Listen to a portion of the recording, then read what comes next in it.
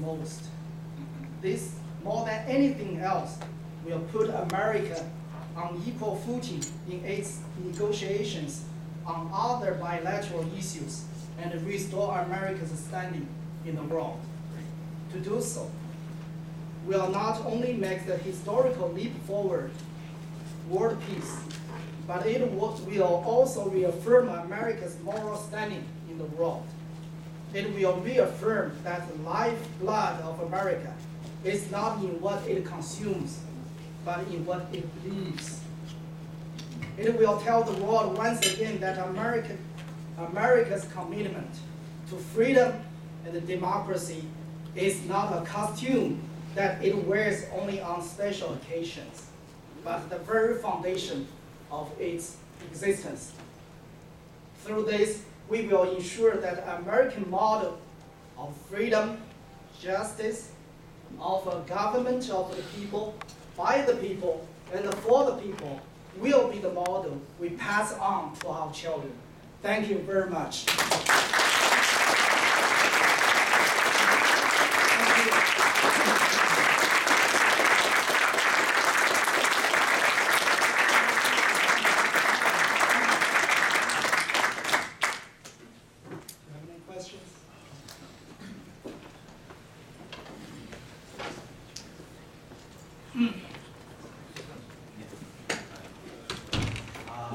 Dr. Li, when you were detained, I want to commend your wife and daughters. I no longer work here, but at the time, the most effective lobbyists that you had were your daughters. And they were very small at that time. I hope that now, I'm sure they're in high school or college. But I just want you to know that they touched a lot of hearts.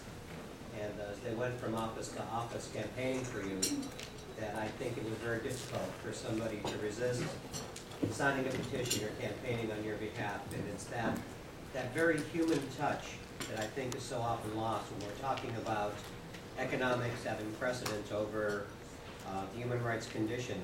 It becomes a theory more than, or something that becomes more abstract. And I think in terms of the way campaigns are driven, one of the things that are really lacking now is that very human touch. We don't hear from the families of those who are detained. We don't see the impact of the policies of China on the people in the countryside, unless you look at YouTube and you see people's video coming from their cameras of things that are happening. What is your idea of, for people like Suzanne and the groups that are working in the advocacy, of having a more human-based impact on the Chinese people, since Charter 08 comes from the soul of China, it's not something being imposed for the outside. I think that it would really be helpful, if I'm looking at this in terms of communication strategy, as you said, to counteract the official spokespeople from China, to really dwell upon the impact, especially during these difficult economic times. So many people going home now. In Guangzhou, there's no more flights, international flights going in, because the factories are shutting down. And there's millions of people going back to destitute situations in their villages. What is your idea of how we make this a more human process and show the impact of communism and tyranny on the ordinary Chinese people that could be better understood here?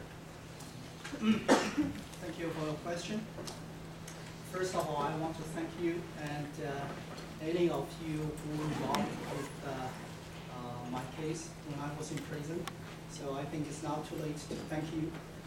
And my case is a vivid example, evidence, to show that international support, especially the support from the United States, works. It may not work in the way or effect at the time we want it, but it works. Otherwise, without international support, I would be sentenced much longer to begin with. So, for the families of the prisoners to show up here, to show the human part of effort, it's kind of difficult because there are so many political prisoners in China. To say the least, thousands of them. And only few of them have family members in the West. in the United States. And today with me is Tiana Wang. Tiana. Yeah. Tiana is the daughter of Dr. Wang Bingzhang. Wang Bingzhang is the founder of the Overseas Chinese Democracy Movement. He went back in 2002 and he was kidnapped by the Chinese security official from Vietnam in 2002 and detained for quite a long time without trial. And at the end, in the last, it was sentenced to life in prison, life sentence. So he is still sitting in, languishing in prison, China. And his brother just had a meeting with her father yesterday. Do you want to say a few words? Yeah. As for, yeah, here. Yes. Well,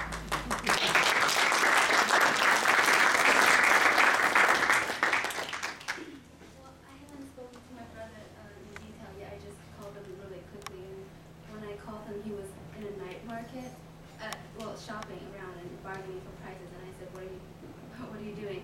He said he didn't have that much time to talk to me, but he said that it's cold in winter in Guangzhou right now, and that my father's clothing was inadequate, so he had to go and shop for clothing, shoes and blankets, and just some outerwear so that he can bring back to the prison.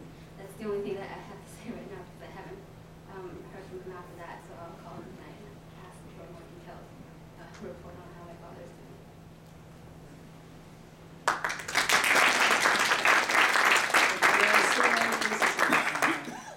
The prisoners have no family members here to represent them.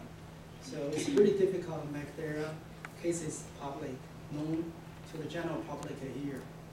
And so that's the most difficult work we are doing. So usually we just pick up the most visible one as a special effort to help and to try to get them released as a breakthrough for the overall political change in China. So, and another case is Gao Zhisheng, who was kidnapped in 2007 and brutally tortured. And recently we just got a report from his family. So, Kellen Ford, do you want to make a brief report about it? Sure.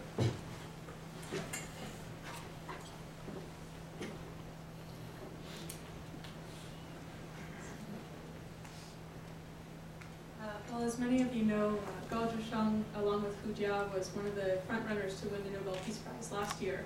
He's one of China's best-known human rights lawyers, a leader in the democracy community. He's a Christian. He's defended just about every type of disenfranchised and persecuted group there is in China. Several years ago, when he began defending Falun Gong and writing letters to the Chinese government calling for an end to the persecution of Falun Gong, he really attracted the ire of the Chinese leadership. They shut down his legal practice. They began harassing his family. He was put under house arrest when he wasn't in detention. He was detained for some time in 2007 and brutally tortured. Electric shock batons for hours on end for 50 days.